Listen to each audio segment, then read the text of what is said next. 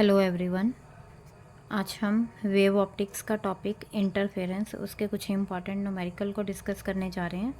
तो उससे पहले कुछ फॉर्मूला हैं जो कि हमें लर्न करने हैं और हमें पता होने चाहिए। The formulas are number 1, intensity of light.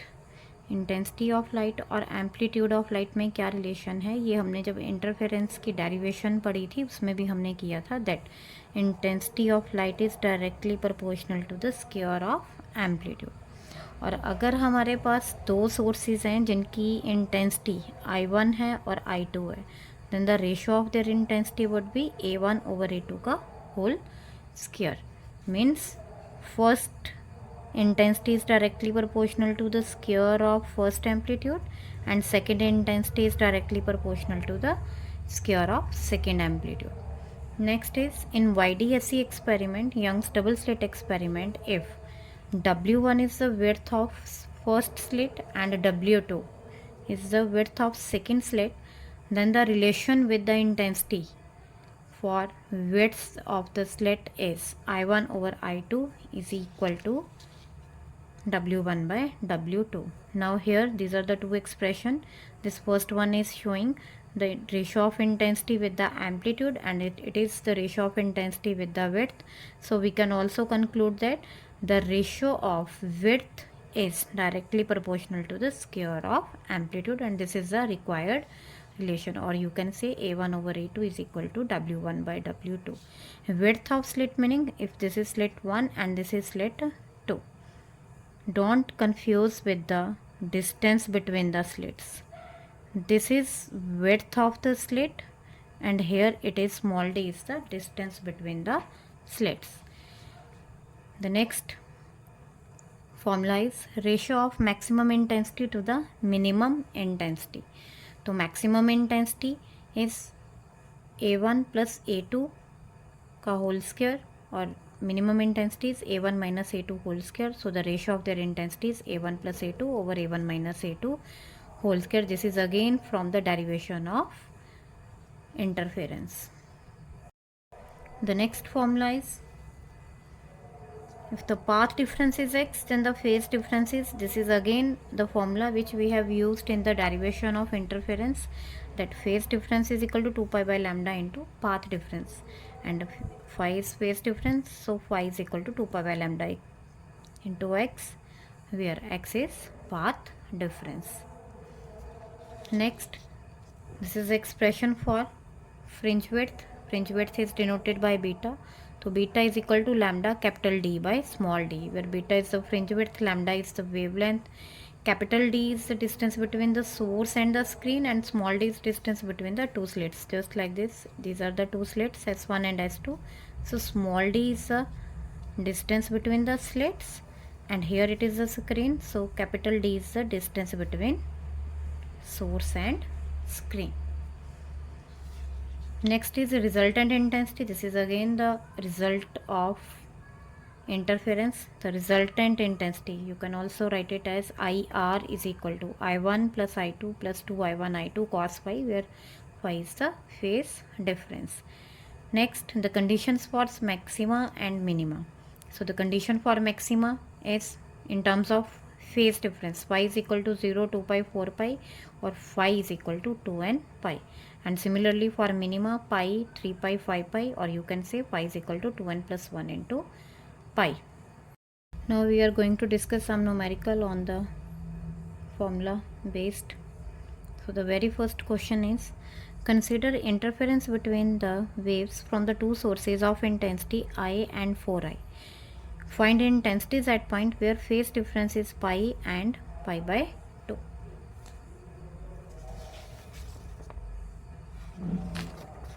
So this is the solution. As we know that the intensity given to us for the two sources is I and 4i. So I can consider as I1 equal to I and I2 equal to 4i. Now the very first part is phi is equal to pi. It means the phase difference is given to you, phase difference is pi. Therefore the resultant intensity formula from the interference is IR is equal to I1 plus I2 plus 2I1 I2 cos phi. Now here phi is equal to pi, putting all values. I1 is I, I2 is 4i, 2. I1 I2 means I multiply by 4i into cos pi. If you solve it, so I plus 4i, it is 5i, 2 as such, and here it becomes 4i square, and when you take it out from the square root, so it become 2i. And cos pi, the value of cos pi is minus 1. So 5i minus 4i, it is equal to I. Similarly, for the second part, when phi is equal to pi by 2, then again using the same formula, the same intensities I1 and I2, so phi is pi by 2, so pi by 2 is cos pi by 2, cos 90, it is 0. So this part become 0, so I plus 4i, it is 5i. Next is question number 2. The intensity of light coming from one of the slit in YDSC is double the intensity from the other slit. Find the ratio of maximum intensity to the minimum intensity.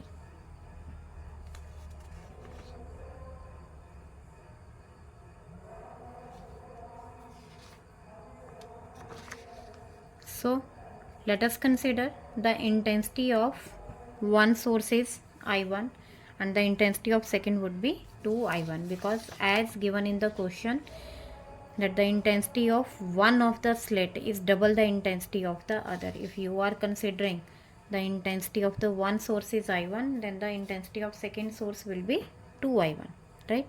So the ratio of their intensity I1 by I2 is I1 is as such and I2 is 2I1. So the ratio of their intensity becomes 1 by 2. So from the intensity ratio I get the value of A1 over A2, because हमें इस question में ratio of maximum intensity to the minimum intensity लगाना है. तो जैसे कि मैंने आपको फॉर्मूला बताया था कि ratio of maximum intensity to the minimum intensity, it is always A1 plus A2 over A1 minus A2 whole square. So I need the values of A1 and A2, and that can be only deducted with the formula I1 over I2. So from I1 over I2 I get the value of A1 over A2 का square. So the formula becomes I maximum by I minimum, A1 plus A2 whole square over A1 minus A2 whole square. Now what I did here, dividing by A2. When you divide it with A2, then what will you get? See here, आपके पास A1 plus A2 over A1 minus A2 whole square. Then I can solve it as A1 over A2 plus A2 over A2. A1 over A2 minus A2 over A2. और यहाँ से आपके पास जो A2 से आपने divide किया, A2 जो आप कॉमन ले रहे हैं, it will get cancel. So this again get cancel. So A1 over A2 plus 1 over A1 minus A2 minus 1 whole square. So in the next question you can use it directly. It is A1 over A2 plus 1 whole square over A1 over A2 minus 1 whole square, putting the value of A1 over A2. So it will be A1 over A2, it is equal to 1 by root 2. So I can put the value 1 over root 2 plus 1 over 1 over root 2 minus 1, and taking LCM, root 2 will get cancelled, so I will get the answer. Now you can also take, if intensity of one source is the double of 2, because in most of the books it is also given the answer, so you can also take it as I1 equal to 2I2. So I1 over I2 ratio will be I1 over I2 ratio will be 2:1. So in the first step the ratio was I1 over I2 is equal to 1 by 2, and when I use the ratio as I1 over I2 equal to 2:1, then the answer will be reversed. Root 2 will come forward plus 1 over root 2 minus 1 whole square. Both are correct. The next question is very simple. The intensity ratio from the two sources is 9:1, means intensity ratio means I1 over I2 is given to us. So I1 over I2 is equal to 9:1. You can simply get the value of A1 over A2 from this expression and find the ratio of maximum to minimum intensity. The direct relation is again I1 over I2 is equal to 9:1. So I1 over I2 in terms of amplitude will be A1 over A2 whole square equal to 9:1. So I can write A1 over A2 is equal to 3:1. So applying the formula I maximum by I minimum, it would be equal to A1 plus A2 whole square over A1 minus A2 whole square. Again the same pattern, A1 over A2 plus 1 over A1 over A2 minus 1 whole square. So putting the values of A1 over A2 in this equation, to 3 plus 1, 3 minus 1, it will be 4 square, 2 square, 16:4, or you can say it is 4:1. The next question is, how will the interference pattern in YDSE, means Young double slit experiment, get affected if the distance between the slits S1 and S2 is reduced and the entire setup is immersed in water? This is important question. 5 marks में interference की derivation के साथ ये question पूछ लिया जाता है. तो the answer is very simple.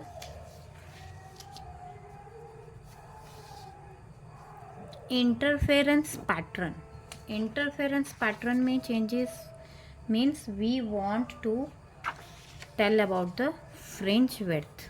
This is the thing that you have to remember, that if anyone in question demands for interference pattern, it means we have to tell about the fringe width, right? So in this question I have to tell about fringe width, and the formula of fringe width is, as already discussed, beta is equal to lambda capital D by small d. And one more thing that you have to remember, that small d is the distance S1 S2. It is the distance between the two coherent sources, and here it is the screen. So the distance between sources and screen is capital D. This is very important to note. And lambda is the wavelength that I am using, the light wavelength that we are using. So these three things you have to remember. So simply the first part was, if the distance between the slits S1 and S2 is reduced, means here we are reducing the value of small d. Distance between S1 and S2 is reduced, means small d is reduced. Now from this expression, this is very clear that beta is inversely proportional to d. If you talk about this relation, then beta is directly proportional to lambda, beta is directly proportional to capital D, and beta is inversely proportional to small d. But here we are saying that the distance between the two sources is reduced, means small d is reduced. If d is reduced, then obviously beta will increase. If d is reduced, then beta will increase, right? Now the second part is, what happens if the entire setup is immersed in water. Just you have to remember कि जब हम जो interference का young double slit experiment किया था, that was in air. So the fringe width, this expression is basically in air. All the expressions in interference is in air, right? तो अगर हम पूरे अपरेटस को उठा के वाटर में डाल देते हैं, तब आपके पास जो फ्रिंज विड्थ है वाटर में, उसमें क्या चेंज आएगा, जितनी फ्रिंज विड्थ एयर में है और जिस भी मीडियम में आपने डाला है उसके रिफ्रैक्टिव इंडेक्स से वो डिवाइड हो जाएगा. मीन्स मीडियम में फ्रिंज विड्थ हमेशा कम होती है. ऑब्वियसली आप किसी भी टर्म को डिवाइड करेंगे एज पर मैथ्स, तो वो आंसर आपके पास कम आएगा. तो fringe width in water will be fringe width in air divided by refractive index of water. तो ये सिंपली इन्होंने पूछा है कि इफेक्ट क्या पड़ेगा, बट कई बार न्यूमेरिकल में आपको फ्रिंज विड्थ निकालने को पहले दे दी जाती है और फिर वाटर का रिफ्रैक्टिव इंडेक्स भी गिवन होता है, and then you have to ask the fringe width in water. Just you have to divide the fringe width calculated in air you have to divide it with the refractive index of that medium in which it is asked. So obviously the refractive index of water is 1.3, and if you divide it, then the fringe width in water will decrease. Question number 5. If the two slits in YDSC have width ratio 1:4, find the ratio of maximum to minimum intensity. So do yourself, because if you are given with the width, it means you will get the value of I1 and I2, and from I1 and I2 you will calculate A1 over A2, and simply using the formula it would be calculated. Just see, W1 by W2 is 1/4. It means W और amplitude के बीच में relation हमने अभी पढ़ा है, तो W1 over W2 is equal to A1 over A2 square root, तो A1 over A2 is 1/2. तो applying the formula you will get the answer as 9:1, right. Now the next question is question number 6. In YDSE, if the separation between the slits is halved, again the same pattern, separation between the slits means small D की बात कर रहा है वो, small D को अगर हम half कर देते हैं and the distance between the slit and screen is doubled, it means capital D को हम 2D करते हैं. How will the fringe width change, right. Again the same thing, capital D small D, and the expression for beta is lambda capital D by small d. I will use this expression, right. So the very first part, when there is a no change, then fringe width will be lambda capital D by small d. It would be lambda capital D by small d. Now according to question, the distance between the slits is reduced to half. See here, the separation between the slits is reduced to half. It means आपके पास जो small d है, means the distance between the two slits d prime, it will be d by 2, and the distance between the slit and the screen means capital D is doubled, means d change होके अब क्या बन गया, 2D बन गया. And here is the no change in wavelength, because in beta we have 3 factors. One factor is changed, second factor is changed, but the third factor remains same because there is no change in question. So new fringe width will be beta dash will be is equal to lambda prime d prime over small d prime. So lambda prime will remain same. So capital D prime it will be 2D, small d by 2. So lambda capital D by small d comes as such. So this factor is 2 और ये वाला 2 आपके पास ऊपर चला गया, it will become 4 lambda capital D by small D, and lambda capital D by small D is the old fringe width. So new fringe width will be 4 times the old fringe width. The next question is prove that intensity of light at any point may very from 0 to 4i. 0 to 4i means it would be the minimum intensity and it would be the maximum intensity. The intensity of light at any point may vary from, as you have already seen in interference derivation. देखिए आपको numerical करने के लिए interference का जो आपने derivation पढ़ी है, it would be quite clear to you. Before going through these numericals, you have to prepare your interference topic clearly, because as the light from source S1 and the light from source S2 interfere at any point P. He is talking about this point P in question, where the two light rays interfere, right. To prove that the intensity of light at any point may vary from 0 to 4i, right. To vary from 0 to 4i means 0 is minimum to maximum. So one thing you should be clear, that what is the condition for phi, what is the condition for phi for maxima and minima. So simply because here because when the two light waves interfere, obviously there will be two intensity I1 and I2, क्योंकि जब आप interference, वो बोल रहा है कि point P पे अगर कोई लाइट इंटरफेयर करेगी, तो पॉइंट पी पे लाइट इंटरफेयर कब करेगी, पॉइंट पी पे लाइट को इंटरफेयर करने के लिए दो सोर्सेस की लाइट का आपस में इंटरफेयर होना ज़रूरी है। तो इंटेंसिटी एक की I1 है और एक की इंटेंसिटी I2 है, दे विल इंटरफेयर। अगर ये दोनों इंटरफेयर करते हैं आपके पास, तो उसमें हमें कुछ दिया नहीं है कि इंटेंसिटी कैसे होगी। तो intensity will be same, I1 I2 that will be same. वैसे भी वो कोहेरेंट सोर्सेज है, I1 I2 आपके पास सेम आएगी। This you have to remember in this question, क्योंकि इंटरफेयर करने के लिए हमें इंटेंसिटी में कोई भी चेंज नहीं दे रखा है, नहीं दिया है। So we will consider the intensity of two sources is same. तो I1 I2 that would be equal to IC. Now the resultant intensity at any point it would be given by the same expression, I1 plus I2 plus 2I1 I2 cos phi. तो for maxima के लिए phi की वैल्यू क्या होती है आपके पास? 0। देखो आपको फर्स्ट वैल्यू लेनी है, जैसा कि मैंने आपको फॉर्मूला में ऑलरेडी बताया था। This is formula slip. The condition for maxima के लिए आपके पास पहली वैल्यू 0, 2 पाई 4 पाई, इवन नंबर्स जो हैं वो हमें मैक्सिमा की वैल्यू देते हैं। तो first value will be 0 and for minima pi is equal to pi 3 pi 5 pi, तो first value is pi. So I will use this equation.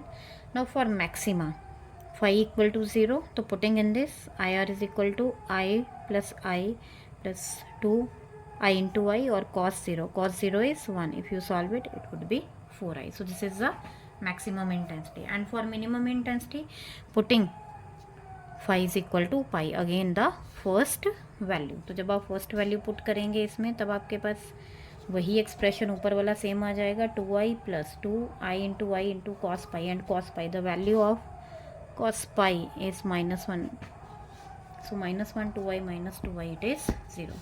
So you can simply say that the intensity of light varies from 0 to 4I. वही हमें prove करना था। Now the next question is question number 8, which is very important from examination point of view, क्योंकि इस question को करने से पहले, इसका सोल्यूशन बताने से पहले मैं आपको कुछ चीज़ें क्लियर कर दूं कि जब आपने इंटरफेरेंस की डेरिवेशन करी थी, उसमें हमने वैल्यू ली थी y1 और y2 की a1 sine omega t, and second value ली थी a1 a2 sine omega t plus y. This was the condition that we have already consider, हमने सपोज किया था खुद से। But what will happen if you are given that y1 and y2 are now in terms of cos? Because wave है तो sinusoidal है, sign का component है तो डेफिनेटली कोस का भी कंपोनेंट होगा। तो दिस एक्सप्रेशन वो तो आपने कर रखा है कि कंडीशंस मैक्सिमा और मिनिमा की क्या आएंगी। अगर आपको नहीं दे रखा है कि आपने क्या लेना है, तो simply you can use it. But अगर आपको दे रखा है क्वेश्चन में कि y1 और y2 की value in terms of cos लेनी है, then how will you deduce the conditions for maxima and minima. यानी कि इस एक्सप्रेशन से भी हम मैक्सिमा और मिनिमा की कंडीशंस को ड्राइव कर सकते हैं। और यहाँ से जैसे आपके पास एक इंटेंसिटी का रिलेशन निकला था I1 I2 2I1 I2 cos phi, इसी तरह से यहाँ भी इंटेंसिटी का एक वैल्यू निकलेगा, and using that value I will deduce the condition of maxima and minima. और ये वैल्यू बहुत इंपॉर्टेंट रहेगी, आएगी बहुत सारे क्वेश्चंस में हम इनको यूज़ करेंगे। होप कि आप क्लियर हो गया होगा आपको कि मैं यहाँ पे क्या कहना चाहती हूँ, कि हमारे पास साइन की टर्म में हमने डेरिवेशन करी थी, अब हम वही डेरिवेशन कॉस की टर्म में करेंगे, which is more easy. So let us see how. So this is given to me. Question number 8 is if y1 is equal to this, y2 equal to this, prove that. So first of all you have to prove that. Prove it. I is equal to 4 I naught cos square phi by 2, and hence deduce the condition of maxima and minima. So this is very simple again. जैसा कि हमने उसमें किया था, y1 और y2 दोनों को add किया था, यहाँ पे भी मैं y1 y2 को ऐड करूँगी, and here I will use the formula cos c plus cos d। वहाँ पे आपके पास फॉर्मूला बना था sine C plus sine D, here the formula is cos C and cos D. The formula of cos C plus cos D is 2 cos c plus t by 2 cos c minus t by 2. So just applying the condition. So here आपके पास cos omega t plus cos omega t plus y, right? This is c and this is d. So 2 cos C plus D divided by 2 into cos C minus D, meaning omega t minus y by 2, right. तो हमने simply formula लगा दिया यहाँ पे omega T cut के और यहाँ पे 2 ओमेगा टी बन गया, 2 omega t plus 5/2 into cos minus 5/2, cos of minus theta is cos theta, तो सिंपली कॉस 5/2 बाहर आ गया और ये 2 दोनों के नीचे ले आई मैं, एक बार 2 ओमेगा टी बाई 2 और एक बार 5/2, तो 2 के साथ 2 कट के ये सिर्फ ओमेगा टी बच गया एंड डेट इज़ 5/2 और ये वाला जो 2 था वो मैंने a के साथ बाहर मल्टीप्लाई कर दिया। So I get y is equal to 2a cos omega t plus 5/2 into cos 5/2। तो जैसा कि हम उसमें जो एक्स्ट्रा चीज़ें थी जिसमें हमारे पास कहीं ना कहीं वैल्यू कांस्टेंट रहती थी, जैसे 2 कांस्टेंट है, amplitude a constant and 5 space difference, because in interference space difference is constant. तो कॉस 5/2 वाली टर्म जो है वो भी आपके पास क्या रहेगी, कांस्टेंट रहेगी, तो कॉस 5/2 वाली टर्म को भी मैंने बाहर ले ली। तो this is my constant term, यहाँ पे आपको याद रखना है। And you all know that the equation is in that particular condition, in case of sine the condition was in terms of sine, और जो एक्स्ट्रा पार्ट था वहाँ पे भी आपको याद होगा कि हमने कुछ वैल्यूज़ को कांस्टेंट पुट कर दिया था। यहाँ पे सिंपल एक वैल्यू को कांस्टेंट पुट करना है, वहाँ पे हमने 2 वैल्यूज़ को कांस्टेंट पुट किया था, because we were have 2 amplitude A1 and A2, but here the amplitude is same, so that is why only 1 value is there. So this is a constant term, और ये constant term को हमने क्या मान लिया, amplitude मान लिया। तो अगर ये आपके पास हमने एम्पलीट्यूड मान लिया तो इंटेंसिटी का फॉर्मूला आपके पास पता है, I is equal to amplitude का स्क्वायर। तो एम्पलीट्यूड की वैल्यू का जब आपने स्क्वायर करा तो I is equal to 4a square cos square 5/2 and a square is the initial amplitude, so you can say it is the initial intensity. तो I is equal to 4I0 cos square 5/2 will be your answer, right. So this is the one part that is covered, that I is equal to 4I0 cos square 5/2. And now how to reduce the conditions again. So this is the intensity condition and all the values dependent on phi. So simply when you put the condition for maxima, तो it would be cos square phi की वैल्यू क्या होनी चाहिए, maximum, same as previous case जैसा कि हमने sine वाले में किया था। cos theta lies between -1 and 1, तो वही एक्सप्रेशन मैं यूज़ कर रही हूँ। तो cos square 5/2 plus 1 means phi की value 0, 2π, 4π, again 2 and π, and for minima cos square 5/2 is -1, तो phi is equal to π, 3π, 5π, it means y is equal to 2n + 1 into π। देखो अगर आपको पेपर में नहीं दे रखा है कि आपके कंडीशंस कैसे आपने फाइंड करनी है, तो आप साइन वाले जो डेरिवेशन है आप उसको नेग्लेक्ट करके आप ये वाली डेरिवेशन भी सिंपली यूज़ कर सकते हो, ठीक है। तो this is important and one thing that I want to let you know that you have to remember this expression. This expression is very very very important. I am going to use this expression for the next formula. I is equal to 4I0 cos square 5/2, right? The amplitude is same and the answer is in the equation is in cos. Next is question number 9, again very important. In YDSC, the two waves meet at a point P having path difference lambda. Their intensity is k units. It means here it is saying that कि दो waves हैं जो आपके पास वो point P पे meet कर रही हैं जिनका path difference कितना है, lambda है, ठीक है। So one thing you have to remember that path difference is denoted by x, right? So दो waves हैं वो interfere कर रही हैं किसी भी point P पे और इन दोनों के बीच का जो फेज डिफरेंस पाथ डिफरेंस है वो लैम्डा है, वो एक पॉइंट पे इंटरफेयर कर रही हैं और इंटरफेयर वाले पॉइंट पे उनकी जो इंटेंसिटी आ रही है स्टार्टिंग में वो आ रही है k units. This is given to us. Now find the intensity when the path difference is lambda by 3. अब आपके पास कहता है कि इन दोनों के बीच का जो पाथ डिफरेंस है वो मैंने लैम्डा बाय 3 कर दिया, तो अब बताओ पॉइंट P पे इंटेंसिटी कितनी आएगी। Clear. So one thing that is clear to me कि पाथ डिफरेंस जो है और फेज डिफरेंस, क्योंकि देखो इंटेंसिटी कैलकुलेट करने के लिए अब बच्चे कंफ्यूज होंगे कि मैम कौन सा फॉर्मूला लगाएंगे। तो यहाँ पे हमारे पास इंटेंसिटी के दो फॉर्मूला, एक ये फॉर्मूला और एक मैंने अभी पढ़ाया 4I0 cos square 5/2। So definitely I will use this formula, right, क्योंकि वहाँ पे इंटेंसिटी दोनों की I1 I2 के बारे में हमें कुछ नहीं बता रखा है, दो इंटेंसिटी गिवन ही नहीं है। तो आपके पास एक इनिशियल इंटेंसिटी है, that is why I am using this formula, right.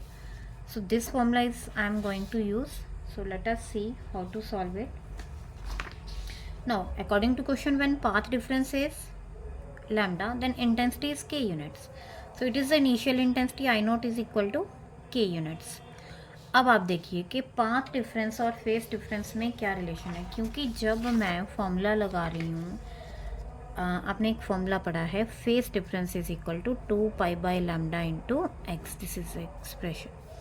अब आपको याद रखना है कि अगर पाथ डिफरेंस लैम्डा है तो इंटेंसिटी मुझे के दिया है, अगर पाथ डिफरेंस लैम्डा बाय 3 है तो मुझे इंटेंसिटी बतानी है। अब मेरे पास इंटेंसिटी के लिए मैं ये रिलेशन यूज़ कर रही हूँ, तो इसके लिए मुझे फाई चाहिए। तो फाई कहाँ से निकलेगा? Definitely from the path difference, because phi is equal to 2π/λ into x, it is the path difference. तो मैं ये वाला एक्सप्रेशन यूज़ करूँगी, राइट।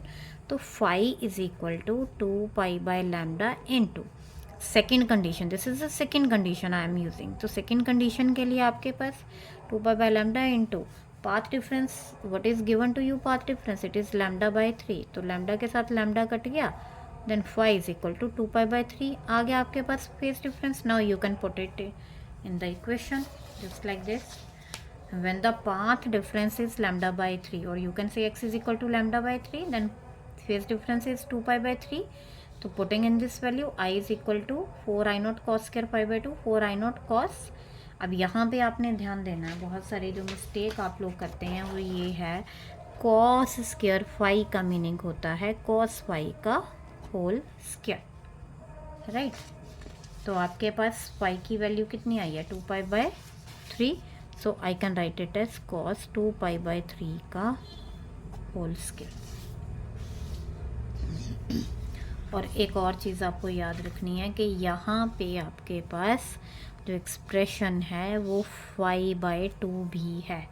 तो फाई की वैल्यू 2π/3 लैम्डा पुट करने के बाद आपको फाई की वैल्यू को 1/2 से डिवाइड करना है, तो 2 के साथ 2 कट जाएगा।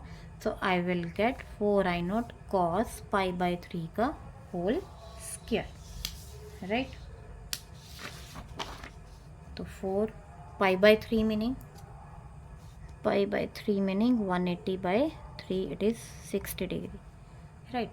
तो cos 60 1/2 होता है, 1/2 का square, it is equal to 4 के साथ 4 के कैंसिल हो गया, तो आपके पास कितनी वैल्यू आ गई? I0, और I0 की वैल्यू क्या है? k units, right.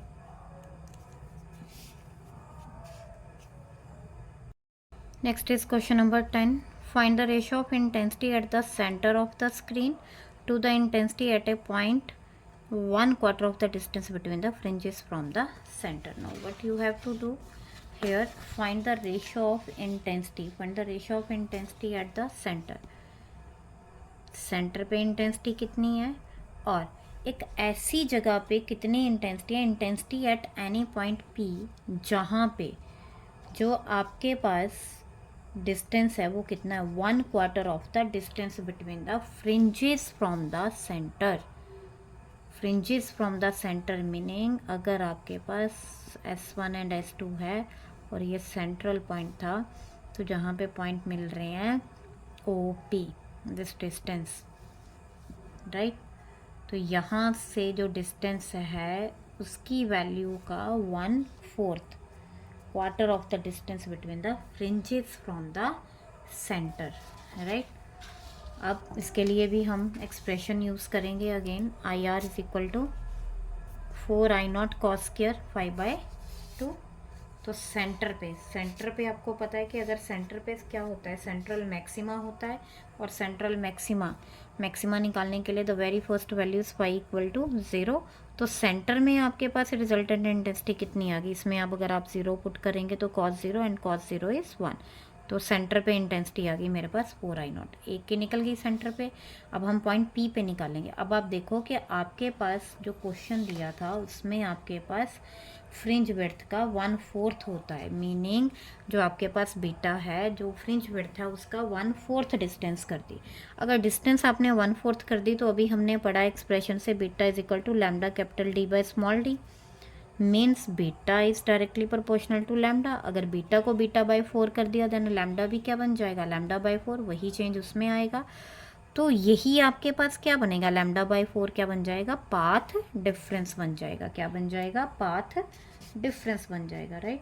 तो आपके पास पाथ डिफरेंस आ गया ये, और अगर आपके पास पाथ डिफरेंस आ गया you can simply calculate phase difference with the expression phase difference is equal to 2 pi by lambda into path difference. तो path difference is lambda by 4, ये कट गया, तो फाई की वैल्यू आपके पास आ गई पाई बाई 2। तो सेंटर पॉइंट जो पॉइंट पी था, दूसरा पॉइंट पी था, उसमें आपके पास value pi by cos pi by 2 आपके पास क्या बन जाएगा, पाई बाय 4 बन जाएगा स्क्वायर। तो इसको अगर आप सॉल्व करेंगे इट विल बी 2I0। तो सेंटर पे इंटेंसिटी हमने फाई की वैल्यू 0 करके निकाल ली, और पॉइंट पी पे इंटेंसिटी निकालने के लिए फॉर्मूला वही लगेगा, बट मुझे यहाँ पे फाई चाहिए था। तो फाई की वैल्यू निकालने के लिए मुझे बीटा की टर्म में दे रखा था, फ्रिंज विड्थ की जो डिस्टेंस वो हमने क्वार्टर कर दी, बीटा बाय 4 कर दी। तो वहाँ से मैंने लैम्डा बाय 4 निकाल लिया, because beta is directly proportional to lambda. So यही आपके पास क्या रहेगा, पाथ डिफरेंस रहेगा, लैम्डा बाय 4। पाथ डिफरेंस से आपने फेस डिफरेंस निकाल लिया। Now you can calculate the ratio. तो रेशो आपके पास क्या आएगी, I centre by I P. Centre पे 4I0 थी और आई पी कितना था, 2I0, it will be 2:1, right. Next is again the same question, the intensity at the central maxima is I0। Given है मुझे कि सेंटर पे I0 ऑलरेडी दे रखी है, right. If the distance OP is 1/3 of the fringe width, आपको दे रखा है कि जो डिस्टेंस मैंने अभी शो करी है आपको ओपी, ये 1/3 है, ठीक है। 1/3 किसके है, 1/3 of the fringe width. Again beta by 3 meaning lambda by 3 आ जाएगा, तो पाथ डिफरेंस कितना आएगा, lambda by 3।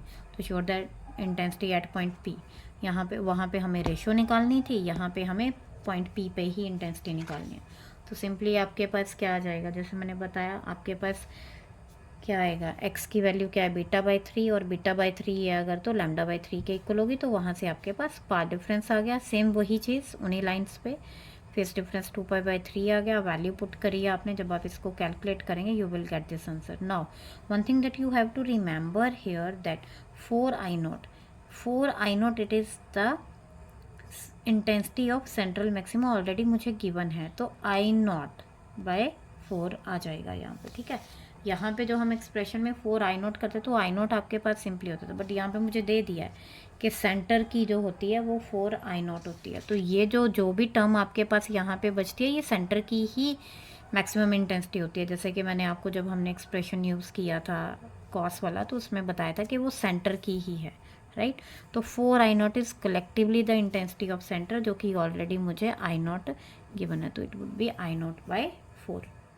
The next question is laser light of wavelength 640 nanometre produces pattern in which a bright fringe are separated by 7.2 millimetre.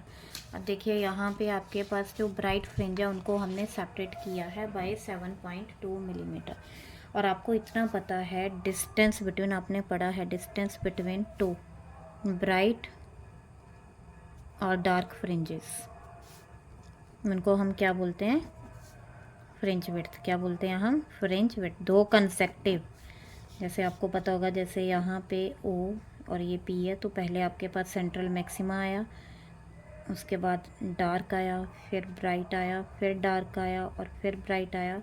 The distance between the two bright is fringe width, right. तो वही उसने दे रखा है कि laser light है, wavelength आपके पास कितनी है 640, और प्रोड्यूसेस अ पैटर्न, इसमें आपके पास फ्रिंज विड्थ इतनी है। अब कहता कि ऐसी वेवलेंथ कैलकुलेट करो जिसमें हमने कोई और सोर्स यूज़ किया, बट अब फ्रिंज विड्थ जो है आपके पास वो आपके पास आ गई 8.1 millimetre using the same arrangement. So इसमें दो कंडीशंस बनेंगी, लेट अस सी हाउ। आपके पास पहली में क्या दिया है, आपके पास वेवलेंथ दे रखी है 640 नैनोमीटर। 640 नैनोमीटर को मैंने 10⁻⁻9 मीटर में कन्वर्ट कर लिया, and the fringe width is 7.2 millimetre. This is given, fringe width is 7.2 millimetre meaning 10⁻⁻3। तो आप फ्रिंज विड्थ का फॉर्मूला लगा दीजिए, β1 is equal to λ1 d/d, because here is no change in capital D and small d, so it will remain as such in the equation. So from the very first part, according to question, I calculated the value of capital D by small d. In the next part, λ2 I have to calculate, fringe width is given to me, and d, small d and capital D, because it is given that this is for the using the same arrangement, meaning capital D small d को हमने change नहीं करा है, right. तो capital D small D same रहेंगे, तो आप β2 का फॉर्मूला लगा दीजिए, λ2 multiply by capital D by small D. सारी वैल्यू हमने पुट कर दी, β2 is given, λ2 I have to calculate, and capital D by small D I have already calculated from the first part of the question, putting value and solving you will get here I use the round off method, 91.4 I considered it as 91, so it is 728 10⁻⁻9, और 10⁻⁻9 को मैंने दोबारा फिर से nanometre में लिख दिया, right. So these were some of the questions, and on the same lines you can also solve the questions of this type, जिसमें कि आपको फ्रिंज विड्थ और वेवलेंथ और ये सारी चीज़ें कैलकुलेट करनी होती है। You can practice the questions. Thank you.